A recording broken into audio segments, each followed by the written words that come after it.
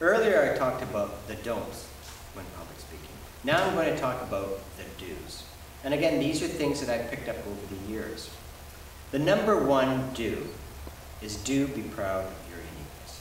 Do be proud of who you are. You can read all the books on public speaking, take all the courses on public speaking, but until you actually come up to the front and feel that you have a reason to come up to the front and not let someone else do, but take on that opportunity, you will never experience the joy of public speaking. So be proud of your uniqueness. That's the number one do. The second do is do prepare. If you prepare, that gives you 75% of your confidence right off the bat. And the longer you speak, more and that confidence will come as you deliver your talk. So do prepare. It's been said there's three kinds of speeches. The one you prepare, the one you deliver, and the one you think about on the way home. The most important one is the one you prepare. Because if you prepare well, you will deliver well. And as you drive home, you will be beaming because you delivered and said what you wanted to say the way you wanted to say it.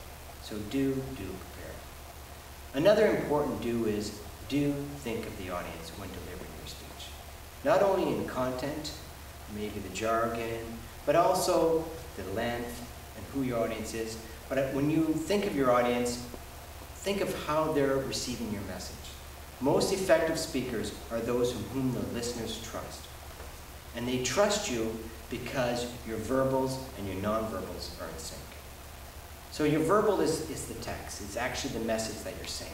The nonverbal is how you're saying it. And they have to be in sync. And we do it every day. We don't even realize that they're in sync when we're talking, as I mentioned earlier, in a social gathering. But when we're up in the front, we do crazy things like this, and like this, or like this. And that is why our verbals and nonverbals are not in sync. So, for example, if I said to you, right now, if I said this to you, I'm really happy to be here.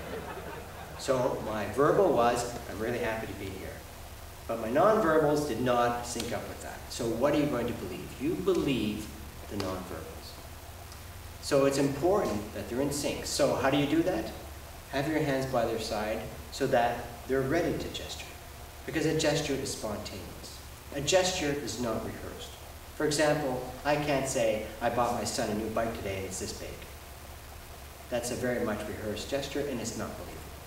So have your hands by your side and they won't be there very long because you'll be using them as part of your nonverbals. So they have to be in sync, your gestures. And finally, the last do's are the basics. Stand tall, front and center. Breathe, pause, smile, enjoy. Enjoy. After all, it is about the joy of public speaking.